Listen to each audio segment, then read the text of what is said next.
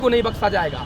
अगर मान लीजिए विष्णु राज निर्दोष है तो क्या होना चाहिए? तो देखिए, अगर विष्णु उसे सजा मिले, बस यही होगा। अगर विष्णु निर्दोष है तो मैं तो हर कोई व्यक्ति चाहता अगर कोई जो निर्दोष रहे उसे सजा बिल्कुल ना मिले, लेकिन जो दोषी है उसे तो बख्शा नहीं जाएगा। और ये एक चीज मैं कहना चाहती हूँ हर ब्लॉगर से और हर पत्रकारों से कि अर्जुन को और राधिका को भी आप लोग नाम हर जगह लीजिए, जरूरी है।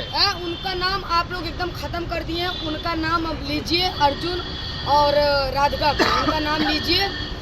क्यों भैया बोलिए? बिल्कुल भाई, अगर वो नहीं उनसे बुला के तो पूछा ही जाए, हाँ, बख्शा नहीं जाएगा। और ये एक चीज मैं कहना चाहती हूँ हर ब्लॉगर से और हर पत्रकारों से कि अर्जुन को और राधिका को भी आप लोग नाम हर जगह लीजिए, जरूरी है। उनका नाम आप लोग एकदम खत्म कर दिए, उनका नाम अब लीजिए, अर्जुन और राधिका का उनका नाम लीजिए। क्यों भैया बोलिए? बिल्कुल भाई, अगर वो नहीं उनसे बुला के तो पूछा ही जाए, हाँ, यही तो प्रशासन से वो है ना, लड़ाई जो निकल रही है लोगों के बीच में। लोग ये सोच रहे हैं कि अर्जुन सामने नहीं आ रहा है, राधिका सामने नहीं आ रही है। और वहीं पे एक लड़की वहाँ पर गाना गा रही थी, हाँ, मधु मिश्रा। मैं नाम नहीं लूंगा, आप नाम ले मैं लूंगा, मैं जानबूझ के बताइए। वो कहाँ कन्या है कि एक 10 संस्कार में गाली दे रही है? बताइए, ये गलत बात है। देखिए, मैं आपको सच बताऊं, भाभी बुरा नमस्कार दोस्तों, चंदा भाई ब्लॉग चैनल में स्वागत है। आप सुर्खियों में जुड़े हैं। हमारे ये गोलू भाई और चंदा भाई ब्लॉग, ये हमारे मुकेश जी हैं जो कि एक अच्छे पत्रकार हैं। आज तक कोई पता नहीं लगा पाया अभी तक कि मालती भाभी का कातिल कौन है, असली मुजरिम कौन है।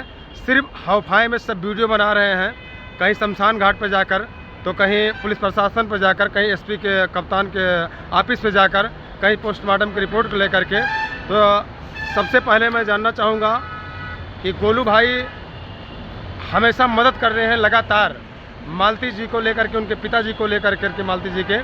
गोलू भाई, ये बताइए पोस्टमार्टम की रिपोर्ट की खबर अभी तक क्या है? देखिए, इनके पिताजी को ले जा कर के हम 2 दिन से वहाँ पे मतलब रिपोर्ट लेने की पूरी कोशिश कर रहे हैं जी। लेकिन अभी क्या है कि वहाँ अंदर जाने के बाद, जब अंदर हम लोग जाते हैं, वहाँ पे जैसे एक भवन है जहाँ पे अंदर हम जाते हैं, तो उसके बाद हम लोग को बाहर कर दिया, इनके पिताजी को बुलाया जाता है। बाकी इनसे बार बार एक ही बात बोला जाता है कि ये पहले कप्तान जी के पास जाएगा, उसके बाद आपको वही बताएंगे, रिपोर्ट हम आपके हाथ में नहीं देंगे। ये अब लेकिन रिपोर्ट अभी मिली नहीं है। अभी एक वीडियो हमने देखा, अभी जस्ट सुबह के वीडियो मैंने देखा है। हाँ। मालती के पिताजी एक फ़ोटो लेकर कहते हैं कि मुझे प्रशासन पर भरोसा नहीं है और मैं पोस्टमार्टम रिपोर्ट पर भी नहीं भरोसा है, वो बदल भी सकता है। हाँ। तो इसका मतलब पोस्टमार्टम उनको कैसे पता चल गया, बिना आए कैसे उनको पता चला कि मुझे पोस्टमार्टम पर भरोसा नहीं है? इसका मतलब कहीं ना कहीं विष्णु निर्दोष है उनके कहने के मुताबिक, मैं नहीं कह रहा हूँ। अच्छा। और इसका मतलब क्या है? देखिए, एक तरीके से मैं बताऊंगा।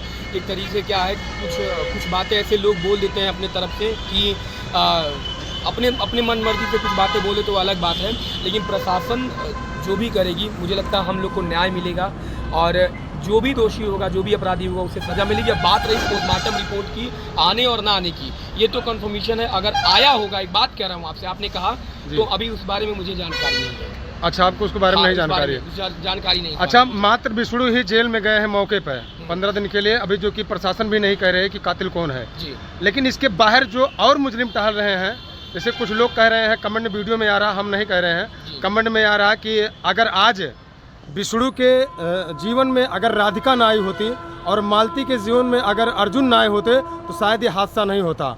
और लोग ये बता रहे हैं कि ये लोग मजाक में वीडियो फुरेझा कर गए। आप भी कहे थे उस वीडियो में, कई वीडियो में आप भी बोले हैं कि ये शादी नहीं मजाक हो रहा है। आप भी कई वीडियो में ये मजाक था, लेकिन मजाक में फुरेझा कैसे हो गया? और जो कातिल है इन लोगों के जीवन में, जो 2 लोग आए हैं, राधिका और अर्जुन के बारे में क्या कहना चाहेंगे आप? देखिए, सबसे पहले आपने एक बात कही। देखिए, जो कुछ समझदार व्यक्ति होता है ना, मुझे लगता है कि वो हर समझदार व्यक्ति के पीछे एक समझदारी होती है। ये सबको पता है कि जब तक डाइवोर्स नहीं हुआ है, जब किसी महिला व्यक्ति विशेष का जब डाइवोर्स नहीं हुआ, तो एक तरीके से उससे झूठी ही शादी माने मेरे हिसाब से। उसे लोग मजाक का नाम दे, कानून नहीं कहता, वो शादी नहीं है। जी बिल्कुल, पहली बात तो ये, मैं कानून की बात करूंगा, मैं ऐसे थोड़ी किसी की मुंह की जुबानी थोड़ी बात करूंगा। लोग जब सब ये कह रहे हैं, वकील कह रहे हैं, पुलिस प्रशासन कह रही है कि जब डाइवोर्स नहीं हुआ तो शादी किस बात की। अब बात रही जो अपराधियों की, आप बात करो, जैसे आपने नाम लिया राधिका का, अर्जुन का और राहुल का। जी देखिए, मैं अभी फिलहाल जब तक जांच नहीं हो जाती पूरी तरीके से, मैं किसी एक व्यक्ति को अपराधी नहीं कहूँगा, लेकिन मैं इतना जरूर कहूँगा कि इस केस में जो भी इन्वॉल्व होंगे ना, उन्हें प्रशासन नहीं, उस दिन आप एक मिनट, उस दिन आप वीडियो में कह रहे थे जी, उनके घर के सामने, मैं भी वीडियो में मौजूद था, कि राधिका को बुलाया जाए, अर्जुन को बुलाया जाए और राज को बुलाया जाए, और एक नाम था महादेव को बुलाया जाए। आप खुलेआम कह रहे थे, लेकिन आज आप क्यों नहीं कह रहे हैं कि अर्जुन और राधिका को बुलाया जाए? मैं बुला रहा हूँ, मैं वही कह रहा हूँ कि जो भी अपराधी होगा, अगर ये लोग आएंगे, जब जांच होगा, अगर ये अपराधी निकलेंगे, बात को समझिएगा, अगर जांच होगा, चाहे वो राधिका हो, चाहे अर्जुन हो, चाहे राहुल हो, चाहे महादेव, कोई भी होगा, जांच के विषय में अगर ये पाए जाते हैं तो प्रशासन पूरी तरीके से इनके ऊपर सख्ती बरतेगी।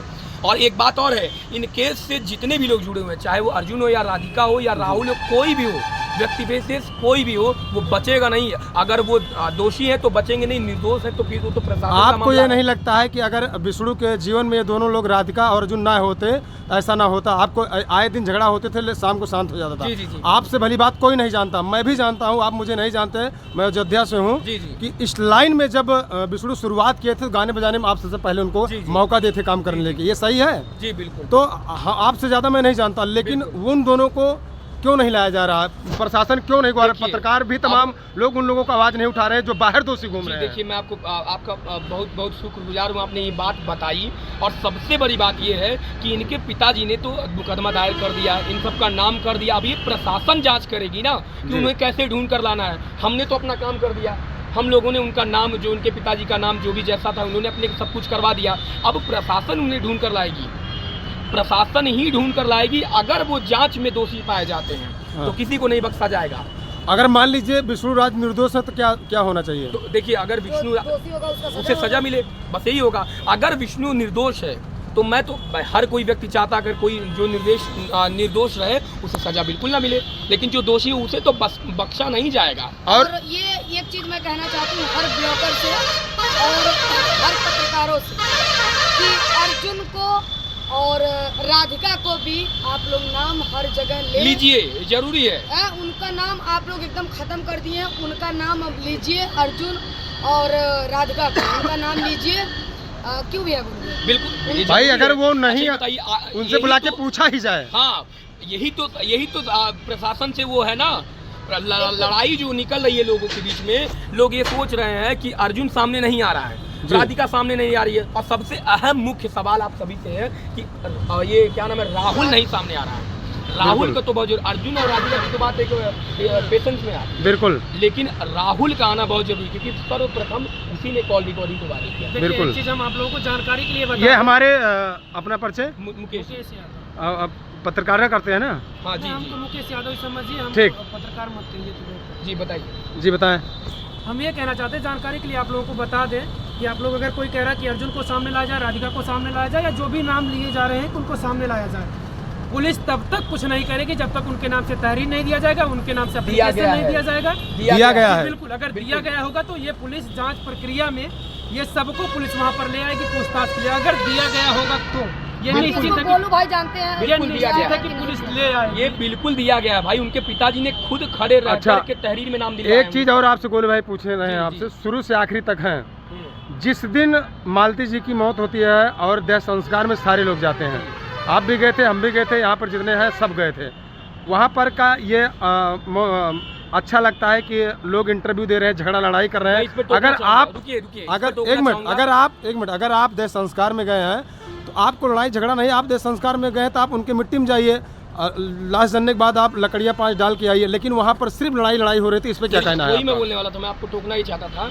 मुझे लगता है कुछ मैं किसी भी एक व्यक्ति विशेष का नाम नहीं लूँगा, आप कोई लोग नाराज मत होइएगा। मुझे लगता है मैं अपनी बात करूँगा, जिस तरीके से मैं वहाँ पे परेशान था, उनके पिताजी की आंखों को देख करके बेचारे वो इतना रो रहे थे, तड़प रहे थे। आप मुझे किसी वीडियो में देखे होंगे, मैं वहाँ पे बकबकाई नहीं कर रहा था।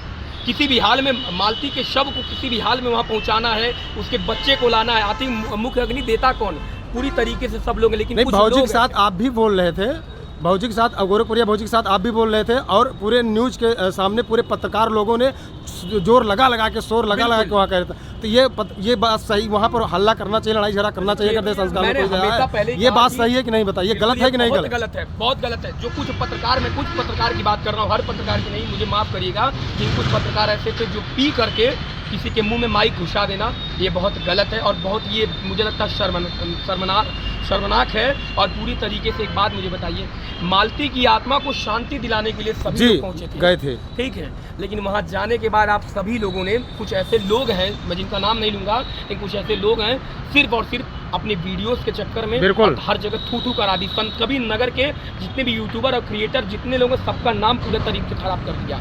और आखिरी में लाश जलने के बाद कोई वहाँ बचा नहीं था, 8-10 लोग के अलावा सब वीडियो बनाने के बाद सब वहाँ से गायब हो गए थे। तो मैं आखिरी में था एकदम, देहाती भाई थे, पीछू आप लोग भी थे, हाँ आप थे, हमने देखा था, वहाँ पर कोई बचा नहीं, सब चले गए वीडियो बना के। और वहीं पे एक लड़की वहाँ पर गाना गा रही थी, हाँ मधु मिश्रा, मैं नाम नहीं लूंगा, आप नाम ले रहे थे। लूंगा, मैं जानबूझ के बताइए वो कहाँ का न्याय है कि एक 10 संस्कार में गाली दे रही है? बताइए, ये गलत बात है। देखिए मैं आपको सच बताऊं भाभी, बुरा मत मानिएगा, देखिए जब वो गाना गा रही थी तो मैं पीछे से जाकर टोकने वाला था, लेकिन मैं आपको सच बताऊं, अब गाना चाहे वो शौक में गाएं या जो भी गाएं, लेकिन मैं टोकने वाला था कि अभी आप जहाँ पे हैं, मुझे लगता है ये सिर्फ और सिर्फ ये ऐसा गमगीन माहौल है, एक पिता के हृदय पे इतना दर्द है, एक भाई के हृदय पे इतना दर्द है, इतना उन लोगों का दिल टूटा है, और कहीं मुझे लगता है कि ऐसा आपको ये क्या लगता है कि कहीं किसी का कफन दफन किया जा रहा है, किसी को जलाया जा रहा है, वहाँ गाना और अपने मगन में होना, ये कितना? अरे श्रद्धांजलि आप घर पे आके दीजिए। देखिए कोई भी सिंगर हो, कोई भी कलाकार हो, मैं सबसे यही कहूँगा, आप भी एक सिंगर थे। जी बिल्कुल, एक सिंगर, आपने देखा हो कि बाइक में मैंने गाना नहीं गाया, मेरे मित्र मैंने गाना नहीं गाया, वहाँ पे मालती का शव पड़ा हुआ है, वहाँ पे गाना गाने जाऊँगा मैं? अच्छा, और एक बात बताइए कि मुझे एक चीज़ और कष्ट है कि अगर पति जिंदा है, चाहे वो हत्यारा हो या ना हो, वहाँ पर अगर पूरी मीडिया या प्रशासन या उनके घर वाले चाहते तो लाश वो जला सकते थे, उनके बच्चों से लाश जलाएगा, क्या ये सही न्याय है?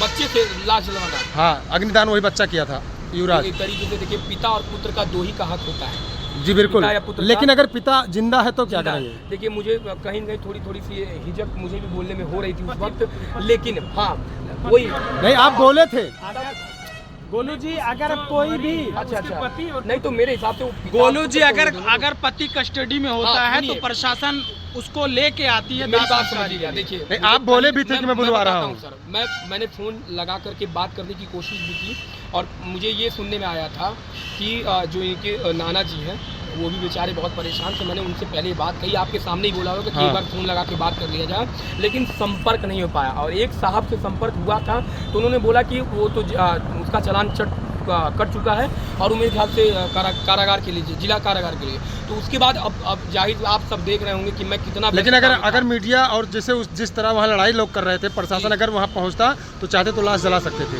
बिल्कुल सही है ना? बिल्कुल। और पोस्टमार्टम रिपोर्ट के समय जब मालती जी की लाश घर जाती है, उनके घर से तो कोई आया नहीं था, तो भाई जाहिर सी बात है कि उनके मैके जाएगी, ठीक है। तो अब तक ये पूरा खुलासा रहा। दोस्तों आप लोग देख रहे हैं गोलू चंदा, एक छोटा सा भैया जी को कहूँगा, मैं मधु मिश्रा जी के लिए कहना चाहूँगा, हो सकता है उन्हें बुरा लगे जी, पर बहन अगर आप सुन रही हो तो एक बात ध्यान सुनिएगा कि अंतिम संस्कार मुझे लगता है कि जीवन की सबसे कठिन परिस्थिति होती है बिल्कुल भाई और किसी माँ बाप और किसी बेटी के लिए। उसके अंतिम संस्कार में वो भी घाट पर जा कर के इस तरीके से कृत्य करना, आप सभी से हाथ जोड़कर निवेदन, ऐसा कभी दोबारा ना करें।